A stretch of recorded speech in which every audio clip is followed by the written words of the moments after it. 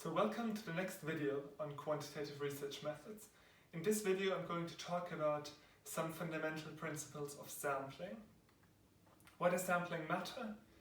Well, who the participants in a study are is one of the most important pieces of information when it comes to judging generalizability and thereby external validity. So when we want to run our own studies, it really matters to think about who is there, but also when we want to critique studies that we read.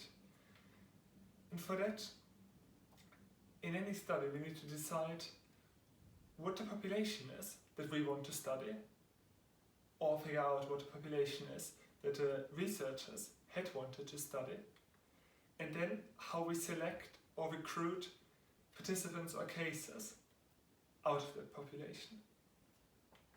So let's spend a bit of time on what populations and samples really are. So the idea for population is that it's just all the cases we're interested in. So it's often people, but it can also be pretty much anything else. It can be countries, it can be companies, it can be local municipalities, but it can also be events. So we could study car accidents, we could study instances of cancer. So one of the first questions in the study is, what do we want to study, and then what's the whole group of these cases? The next step then is to think about the sample. So what are the things that we are actually going to study, or retrospectively, that were actually studied in this particular piece of research. So in a study about people, we might in fact study the students in this class and try to somehow derive knowledge about people from that. In a study about car accidents, we might study car accidents that happened in Lewisham in March 2019 and try to talk about car accidents more broadly based on that sample. There are two technical terms that I want to introduce because they express what inferential statistics will all be about. So we have statistics in samples, and statistics in this context just means specific values that express a measure of our data. So a mean in a sample would be a typical statistic. However, that's not particularly interesting. The mean age in this class of students is nice to know, but doesn't really allow us to conclude anything particularly interesting. What we're generally more interested in are population parameters. Those are the same kind of figures, but this time applied to the whole population. And basically what statistics is now all about is how to establish the relationship between sample statistics and population parameters. And that's really the important point to get here. It's easy to observe some kind of sample statistic. It doesn't have to be the mean. It could also be a range. It could be a median. But to observe something about our sample, and now the question is, how can we take that and now talk about the population as a whole? The condition for being able to do that is representativeness. So we want to be able to say that participants in our sample are representative of the population for which we want to estimate that parameter. Now what does that mean? Of course, they don't have to be the same, since they can't be the same. They have to be representative, so they have to be alike on all relevant dimensions. And that depends on what specifically we are studying. So in some areas of kind of biological science, there might actually be very little that participants in the study and participants in the population need to be alike on.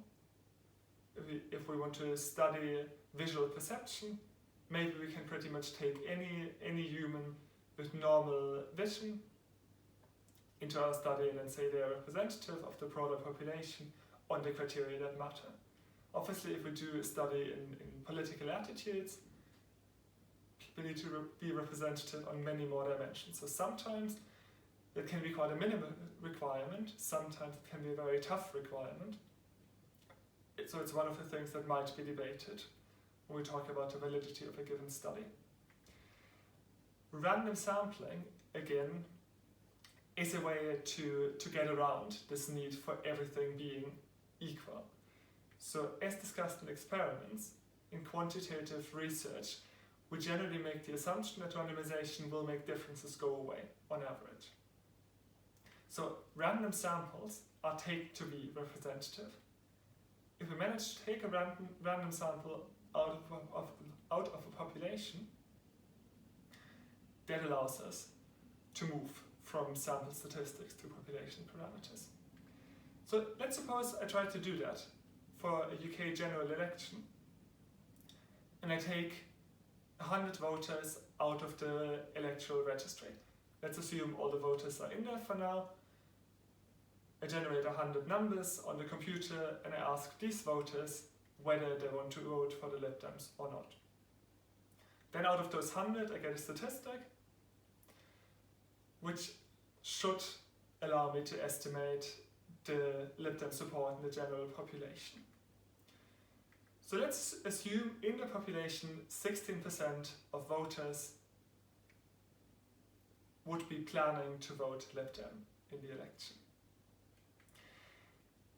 In that case, each of my samples might give me a value that's different from that. So the expected value in random sampling would be 16, but in fact most of the samples might be giving me values that are slightly different from that.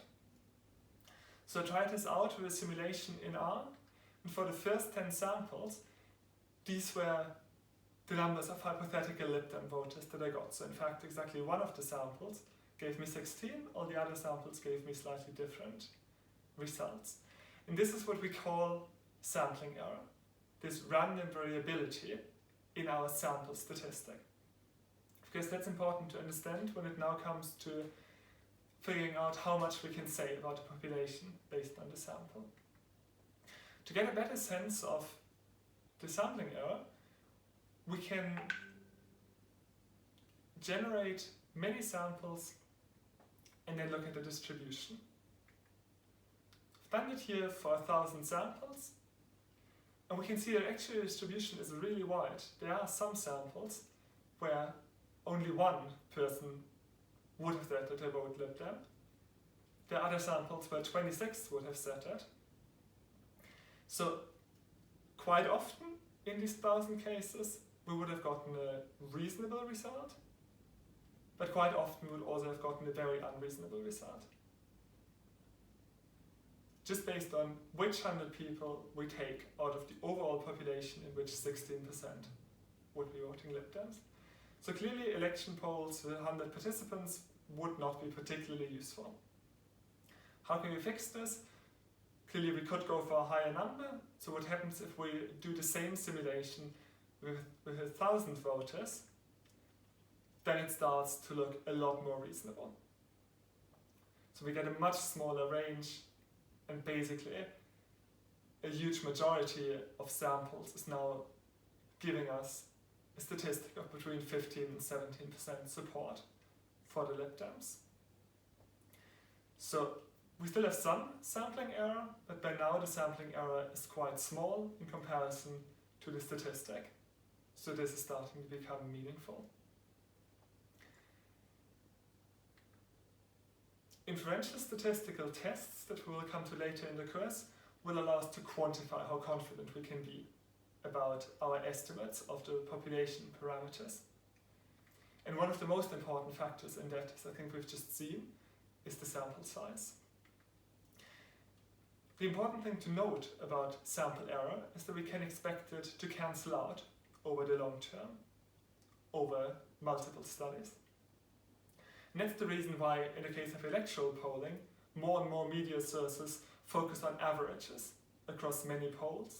In the case of science, in many areas there is a greater and greater focus on meta-analysis that basically average the findings over many studies. Because in both of these cases, the sampling error will start to cancel out, will become much smaller. Sampling bias is something different that actually presents a greater problem. So imagine I'm still interested in the LibDem vote share, but I don't have access to the electoral register. So for simplicity, I just use our university email database. I again select 100 people, and I email them and ask them, would you vote LibDem? Now, at least I would strongly expect that there is a systematic difference between our student sample and the UK population in terms of their political preferences. So now, while I would still get sampling error if I do this many times with the student sample, in addition to that, I would have a systematic difference. And this systematic difference would never cancel out, so it will always stay in our results. And that's quite problematic. So such sampling bias is to be avoided. What are the sources for it? Fortunately, there are quite a few different ones. The first one is that it's actually quite hard to get a list of everyone. In the case of an election, all voters are registered, so that's already exceptional, but not everyone is on a public electoral register. So there we can't even get a list of everyone in our population, which makes it really hard to give everyone a random chance to be included. Then some of the people we might like to sample might be quite hard to reach. If we can't reach them, clearly we can't study them. Some might decline to participate, which risks introducing bias if the ones that don't want to participate differ systematically from others. So in this case, some people might not want to tell us about their voting preferences because they feel they're not socially desirable. Arguably that was a problem in election polls before Trump was elected in the US, that more Trump voters said, I don't want to talk to you, the pollster, and that was leading to bias. So some of this bias can quickly creep in. If it does, then we need to find a way to correct for it. And in a case where we're trying to survey a whole population, one of the things that's increasingly done is to weigh responses. So in traditional telephone polls, it becomes quite difficult to get young people on the phone because young people aren't at home that often don't have landlines, don't pick up calls from strangers, so you might not get many young people. One attempt to solve that would be to count the responses of the few young people that you get more heavily. So this idea of weighing responses to overcome sampling bias is quite a common approach that comes with its own uncertainties. So the best thing, of course, always is to avoid sampling bias. What are alternatives to random sampling, given that it's sometimes impossible and definitely often or always very hard? We can think of stratified sampling, where the idea is to first divide the population into some groups, for example age groups, and then randomly sample within each of the age groups in the right proportions. If our sample is large, this shouldn't make any meaningful difference. But especially if we're only sampling a small sample, this avoids a skew, a random skew, where we might not have any young people in our sample. There's a stratified sample.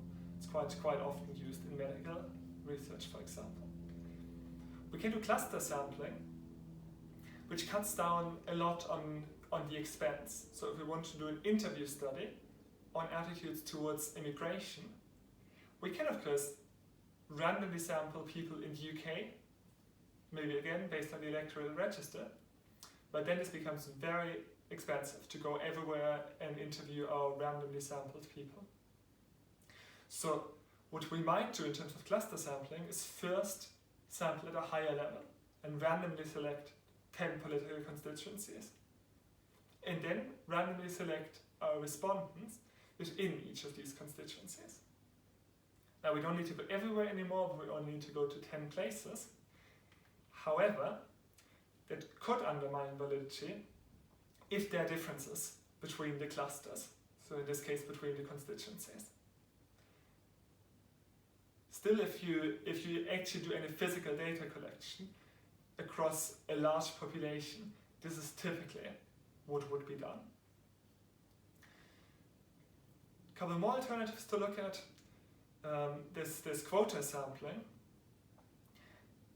which would, for example, often be used in exactly the kind of electoral research, where the idea is we divide the population into relevant groups, for example, by age and gender, and then we keep on trying to recruit participants in each of the groups until we have recruited enough from that group. Of course, this presupposes that participants will decline to participate, which can then introduce bias. But still, in the end, it will lead to a sample of participants that is balanced in terms of age and sex, so that would be quota sampling. Then there's a lot of self-selecting or convenience samples that are used. Self-selecting samples are literally just samples of people who are there, who show up, who are willing to contribute. A very classical example of that are online surveys run by newspapers or so that often come up with stunning results that are partly driven by the fact that people who have something to say about a particular topic are a lot more likely to join than people who are not affected. Convenience samples are a bit different in that they try to use a group that the researcher has easy access to that's not entirely self-selected. For example, psychology students are a very common type of this. In some universities, they actually have to take part in research, so they are a very convenient sample of people to access.